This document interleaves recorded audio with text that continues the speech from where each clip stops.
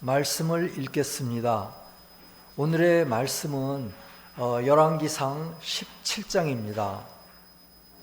1절부터 24절까지인데요. 성문서는 천국의 비밀 9198번입니다. 과부는 진리가 없어 선을 가지고 있는 사람들을 의미합니다. 엘리야는 말씀에 관한 주님을 의미합니다. 이 과부는 기초적인 선함은 가지고 있지만 진리에 대한 애정과 갈망이 있는 사람들을 말합니다. 오늘의 이야기는 열왕기상에 있는 엘리야의 이야기입니다. 지난주 요한복음 6장의 말씀과도 깊은 관련이 있는 말씀입니다.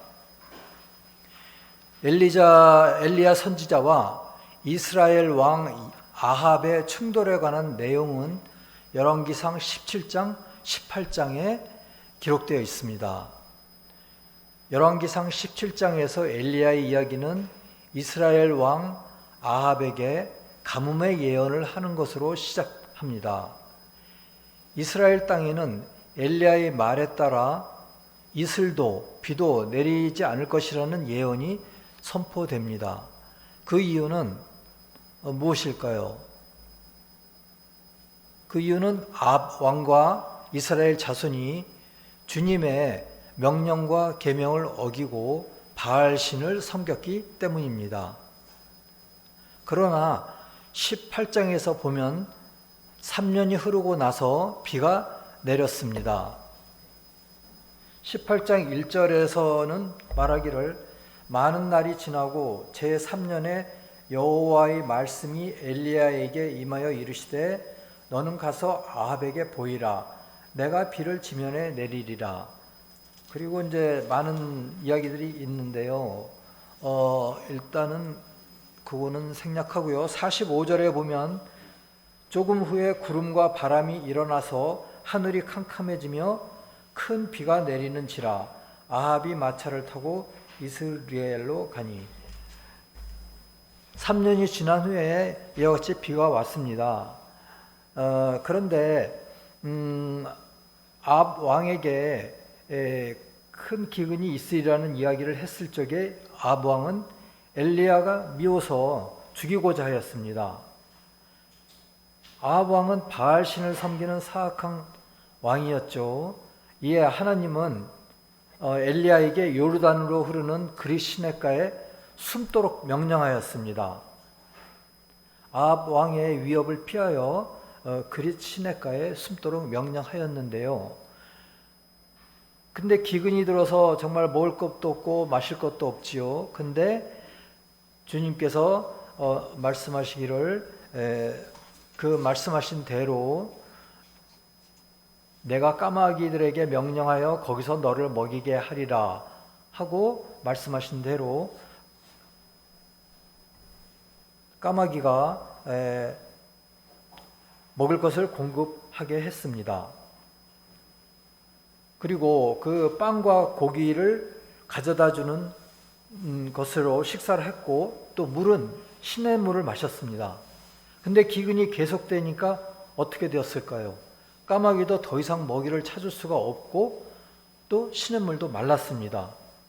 그래서 두 번째 이야기가 시작이 되는데 두 번째 이야기에서는 엘리야가 과부의 집을 방문해서 밀가루 한 줌과 조금의 기름이 떨어지지 않는 기적을 행하게 됩니다. 그리고 또 세 번째 이야기는 과부의 집에서 계속되는데 과부의 아들이 심각하게 아프게 되어 숨이 멎게 됩니다.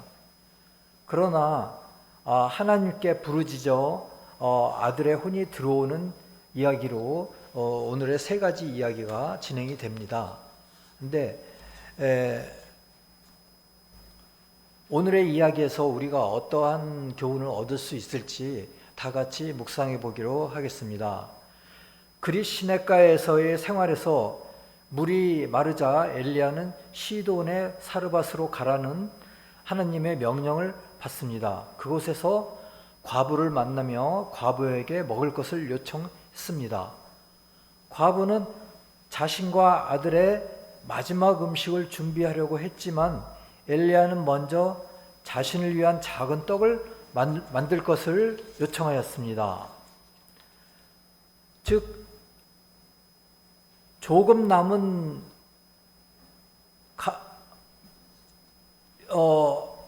그 기름과 또 가루 한 움큼 가지고 나와 내 아들을 위하여 음식을 만들어 먹고 죽으리라 라고 이제 결심한 것입니다. 하지만 엘리야는 과부에게 먹을 것을 요청하였습니다. 엘리야는 먼저 자신을 위한 작은 떡을 만들 것을 요청하고요. 그래서 과부는 자신과 아들을 위한 마지막 음식을 준비하고 있음에도 불구하고 엘리야를 먼저 대접합니다. 엘리야를 말을 따른 후 어떻게 됐을까요? 기적적으로 밀가루 단지와 기름병이 바닥나지 않았습니다. 엘리야의 말에 따라 과부는 밀가루 단지와 기름 항아리가 바닥나지 않는 기적을 경험하며 가뭄이 끝날 때까지, 그러니까 가뭄이 시작되고 나서 3년 동안 끝날 때까지 지속적으로 음식을 제공받았습니다. 그러니까 과부와 아들과 또 엘리야가 같은 집에 기거하면서 거기서 음식을 계속 제공받은 것입니다. 주님의 배려로 그렇게 된 것입니다. 3년 동안 그렇게 했습니다. 그리고 엘리야는 어디에 기거했을까요? 그 집의 상층, 즉 우리로 얘기하면 다락방에 기거를 했습니다. 그래서 이러한 이야기는 하나님의 보호와 하나님께서 지속적으로 공급하신다는 것을 상징적으로 보여주는 것입니다. 저희 교회도 하나님의 말씀과 예배를 중지하지 않아야 하겠습니다. 그리고 우리 교회에서 인애와 진리가 흘러나가는 그릇이 될 때, 그러니까 우리 교회를 하나의 그릇으로 생각을 해봅시다. 그러면 밀가루를 담는 그릇과 또 기름 조금이 있는 그릇이라고 할 수가 있는데, 이 그릇이 내적인 의미로는 진리입니다. 진리의 그릇입니다. 그런데 인애와 또한 우리 진리가 흐르는 그릇이 되어야지, 그럴 때 주님께서 떡과 고기로 상징된 선과 또 선에 대한 의지와 요르단 강물로 상징되는 진리의 공급을 멈추지 않으시는 것입니다. 즉 우리 교회라는 하나의 그릇이 흘러야 합니다. 그냥 정체되어 있으면 안 됩니다. 여기에서 인애의 선과 선에 대한 의지가 흘러야 합니다. 그렇지 않으면 인애도 없고 또 진리도 사그러들게 됩니다. 또한 주님으로부터의 이 진리의 그 인식과 지각이 또 흐르지 않게 되는 것입니다. 즉 우리 과부의 그릇에 있는 밀가루와 기름의 공급을 주님께서 우리 교회에서도 멈추지 않으실 것입니다. 기적적으로 바닥나지 않게 하실 것입니다. 그리고 물질적으로도 보호하실 것입니다. 사실 한국의 세교회가 여태까지 지탱해 온 것도 주님께서 늘 보호하시고 기적적으로 유지시켜서 가능한 것이었습니다. 그리고 코로나 기간을 생각해 보십시오. 코로나 기간에 얼마나 많은 교회가 없어졌습니까? 이 코로나 기간에도 주님은 우리를 보호하시고 또 알게 모르게 공급을 해주셨습니다. 사실 저희 교회도 요즘에 커다란 변화가 있었지요. 그런데 이러한 이 순간에도 멈추지 않으실 것이라고 믿습니다. 또한 멈추지 않으실 것입니다. 저희가 인애와 진리가 흘러나가는 그릇이 되는 한, 그러나 인간과 교회는 변질되기 쉽습니다. 우리가 변질되지 않고 하나님의 말씀과 진리를 지키는 한 주님께서는 멈추지 않고 우리 교회에 섭리하실 것입니다. 왜 그럴까요? 지난주에 말씀드린 것처럼 요한복음 6장에서 주님의 말씀은 영이요 생명이고 그 말씀을 따르는 사람들은 영원히 죽지 않는다고 말씀하셨기 때문입니다. 세 번째 이야기는 과부의 집에서 계속됩니다. 과부의 아들이 심각하게 아프게 되어 심히 위중하다가 숨이 끊어졌습니다. 과부는 엘리야에게 항의했습니다. 엘리야는 과부에게 아들을 자신에게 맡기라고 요청하고 그 아이를 안고 자신이 머무르는 다락방, 즉 위의 방, 업스테어스 룸으로 데려가서 하나님께 간절히 기도한 끝에 아이는 다시 살아났습니다. 아이의 혼이 다시 돌아왔습니다. 그래서 과부는 감사의 고백을 하였습니다.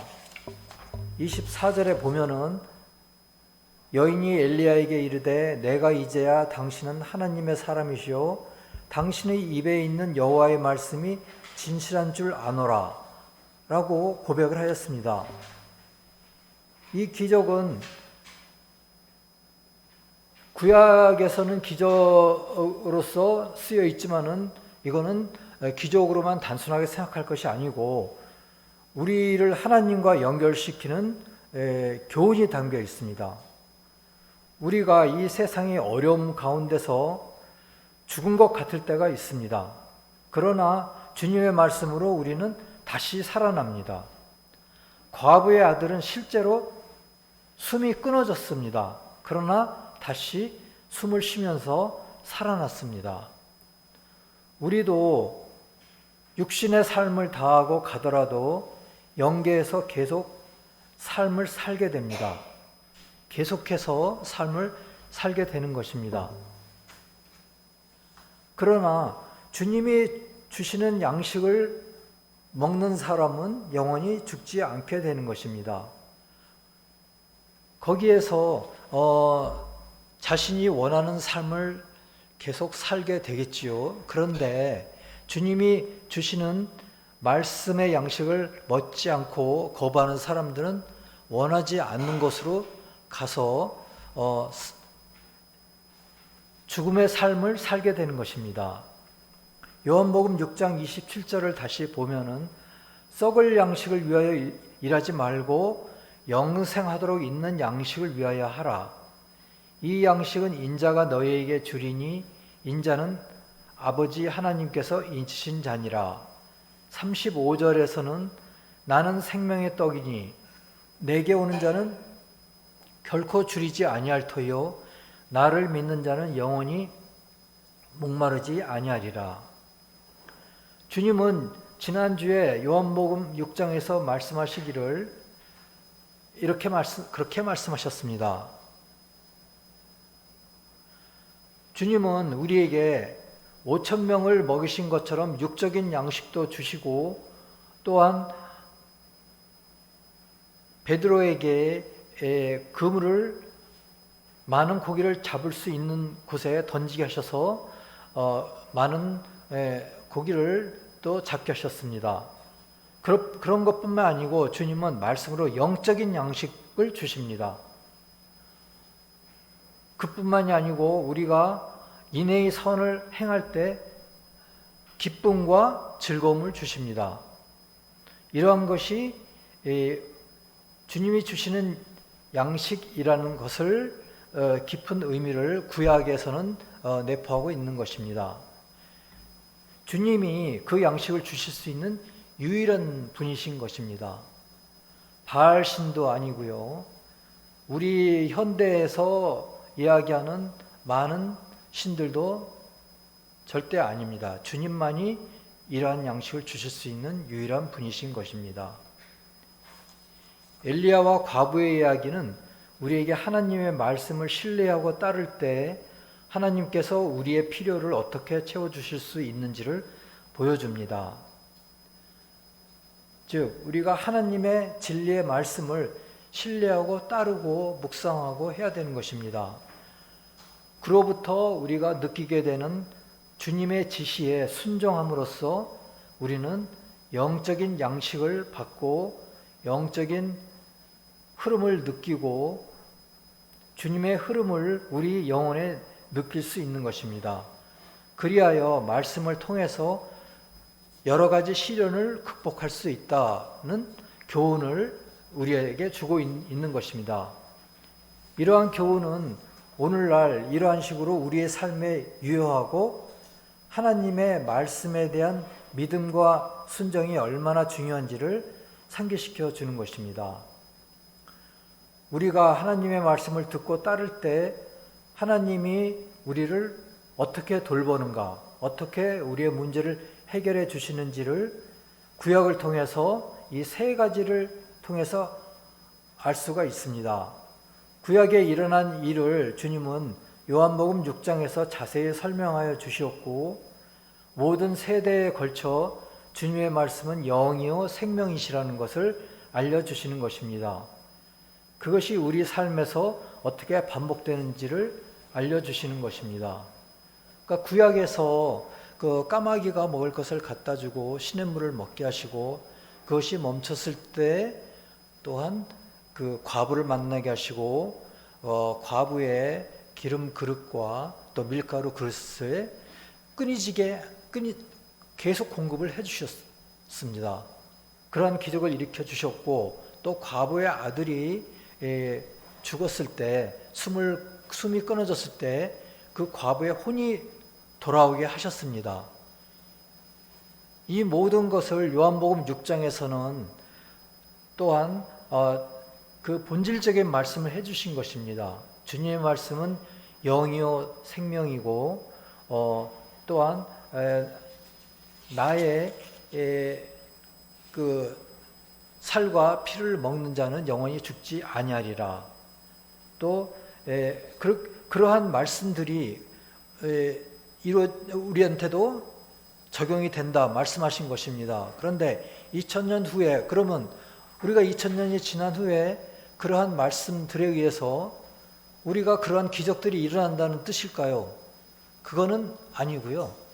주님의 그러한 섭리가 우리가 교회 생활을 하고 우리의 일상생활을 하는데 그 면면이 그 밑에 흐른다는 것입니다. 주님의 섭리가 늘 흐르고 우리의 영혼에 먹을 양식을 공급하여 주시고 물질적으로나 영적으로나 늘 공급하여 주신다는 것입니다. 그러한 기적이 일어난다는 것은 단지 이러한 것을 알려주시기 위해서 그 주님의 6장에서의 말씀의 의미를 알게 해주시고 또한 그 말씀의 의미를 오늘날에 있어서 우리가 어떻게 적용해야 할지를 또한 주님께서 이 말씀의 내적인 의미를 통해서 또한 말씀해 주신 것입니다. 그리고 하나님의 섭리에 대해서 우리에게 여러 가지로 말씀을 해주시면서 그러한 섭리가 우리가 살아가면서 또한 교회의 생활을 하는 가운데서 그것이 면면이 흐르고 또한 그것이 이루어지고 있다는 것을 가르쳐 주시기 위해서 이 요한복음 6장과 또 열왕기상 17장에서 시대를 거쳐서 말씀해 주신 것입니다. 엘리야의 이야기는 하나님의 말씀이 어떻게 개인의 삶에 실질적인 영향을 미치는지를 보여줍니다. 사실 그 주님의 말씀은 영이요 생명이요 또 그 말씀을 받는 자들은 영원히 죽지 아니하리라. 이러한 것이 사실은 육체적인 것보다도 더 실질적인 영향입니다. 오늘날 우리에게 물질적으로는 많이 좋아졌다 하지만은 영적인 문제, 정신적인 문제, 또 또 신앙적인 문제에 얼마나 많은 혼란과 문제가 있습니까? 그런데 이러한 것에 우리에게 평화를 주시고 안정을 주시고 또 먹을 영적 양식을 주시는 실질적인 영향을 주시는 것입니다. 즉 영적인 것이 실질적인 것입니다. 실제적인 것입니다. 왜냐하면 그것이 우리의 영혼을 발전시키고 우리가 영계에 갔을 때 우리가 어떻게 사는지를 결정하게 되는 계기가 되는 것입니다. 엘리야와 과부의 사례를 볼 때 하나님은 필요를 채우시고 심지어 그 아들이 죽는 절망적인 상황에서도 또 지켜내신다는 것을 알 수가 있습니다. 이러한 이야기는 오늘날 우리에게도 더욱더 실제적으로 적용되는 것입니다. 이와 같이 요한복음 6장에서도 말씀이 우리에게 영과 생명이심을 가르치며 이러한 말씀을 통해서 우리는 하나님과 진정으로 연결될 수 있습니다. 우리가 하나님의 말씀을 묵상하고 또 내적인 진리를 묵상할 때 우리는 하나님의 진리를 지각하게 되고 하나님의 흐름을 지각할 수 있습니다. 그래서 우리의 영혼을 통해서 흐르는 하나님의 섭리의 흐름을 지각을 하게 되고 그러면서 우리는 평화를 느끼게 됩니다. 그리고 영적인 양식을 얻게 됩니다. 그것에 의해서 인내의 선을 행할 적에 영적인 양식을 느끼게 되는 것입니다. 그러면서 우리는 영적으로 갱신되는 것입니다. 근데 우리가 그렇게 하기 위해서는 엘리야처럼 해야 됩니다. 엘리야는 본인이 상층의 방으로 올라갔습니다. 그리고 다락방이라고 또 얘기하는데 사실 우리 각자의 영혼에도 잘 생각해 보면은 다락방이 있고 상층의 방이 있습니다. 기도할 수 있는 자신만의 방이 있습니다. 거기에서 하나님을 만나야 합니다. 그리고 말씀과 진리를 묵상함으로써 하나님을 만날 수 있고 우리가 영혼의 영이요 생명이신 주님의 진리를 먹을 수가 있게 되는 것입니다. 우리는 우리의 다락방으로 가야 합니다. 각 사람 위에 있는 다락방으로 올라가야 합니다. 그것은 실제적인 다락방이 될 수도 있습니다. 그러니까 우리 자신이 이 물질적인 다락방을 마련할 수도 있지요. 우리가 일요일날 여기 와서 이 성전에 와서 예배드리고 기도하고 하는 것도 하나의 우리의 다락방입니다. 성스러운 다락방이고요. 각자의 집에서 어떠한 상황에 어느 장소에서 어떤 시간에 말씀과 기도를 접하겠다. 그것도 하나의 다락방이 됩니다. 그리고 우리가 눈을 감고 마음에서의 가장 위에 있는 층으로 올라가야 합니다. 그것이 또 하나 우리 마음속의 다락방이고 영혼의 다락방입니다. 그럴 때 우리가 주님과 연결이 될 수가 있는 것입니다. 그때 우리는 영혼의 회복과 영의 회복을 맡게 되고 또한 어떤 복잡한 일과 또 문제점에 대해서 영감을 받을 수 있습니다. 또 자신의 문제점을 내어놓고 그것을 여리고 성 안에 놓고 일곱 바퀴 도십시오. 기도하면서. 그러면은 여리고 성이 무너지듯이 그 문제들이 무너지고 그 문제들을 해결할 수 있는 영감을 받을 수가 있을 것입니다. 즉 거기에서 깨달음을 얻을 수가 있는 것입니다. 그러면서 어떤 길을 가야 할지가 명확해집니다. 이것이 한 번에 안 될 수도 있습니다. 근데 하고 또 하고 조금씩 우리는 나아갈 수가 있고 어떤 문제의 해결점으로 갈 수가 있고 우리 영과 영혼에서 큰 기적을 체험할 수가 있는 것입니다. 오늘날의 오래전에 그 엘리야가 경험했던 그 기적은 오늘날에 있어서는 이와 같이 우리의 영과 영혼에서의 기적을 주님께서는 말씀하고 계시는 것입니다. 그래서 주님께서는 요한복음 6장 63절에서 말씀하시기를 살리는 것은 영이니 육은 무익하니라. 내가 너희에게 이른 말이 영이요 생명이라 라고 말씀하신 것입니다. 다 같이 기도하시겠습니다. 주여, 오늘 주님께서 지난주 요한복음 6장의 말씀에 이어서 열왕기상 17장 엘리야와 사르밧 과부에 대한 말씀을 주셨습니다. 저희가 이것을 잘 연결하여 오늘날에 저희에게 적용할 수 있도록 인도하여 주시옵소서. 우리 주님 예수 그리스도 이름 받들어 기도드렸사옵나이다. 아멘.